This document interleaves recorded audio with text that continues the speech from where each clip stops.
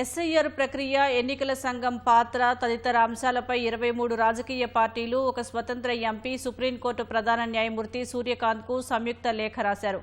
కాంగ్రెస్ ప్రధాన కార్యదర్శి జైరాం రమేష్ ఎక్స్ ద్వారా ఈ విషయాన్ని వెల్లడించారు. ప్రతిపక్ష పార్టీలు సంఘీభావం, ఐక్యత, ప్రతిఘటన అనే నినాదంతో దృఢంగా ఉన్నాయని పేర్కొన్నారు.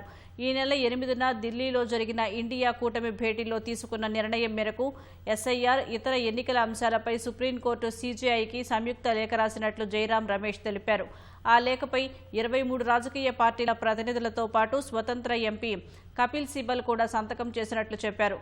ఢిల్లీ భేటీకి దూరంగా ఉన్న ఆప్, డీఎంకేలు కూడా లేఖపై సంతకాలు చేశాయని టీఎంసీ నేత డెరెక్ ఓబ్రెయిన్ తెలిపారు. ఈ మేరకు ఎక్స్లో ఓ పోస్టు పెట్టారు. ఎన్నికల సంఘం పాత్ర గురించి కూడా లేఖలో ప్రస్తావించినట్లు ఇండియా కూటమి వర్గాలు తెలిపాయి. ఎస్ఐఆర్ ప్రక్రియపై కాంగ్రెస్, ఇతర ప్రతిపక్షాలు ఎన్నికల సంఘాన్ని ప్రశ్నిస్తున్నాయి.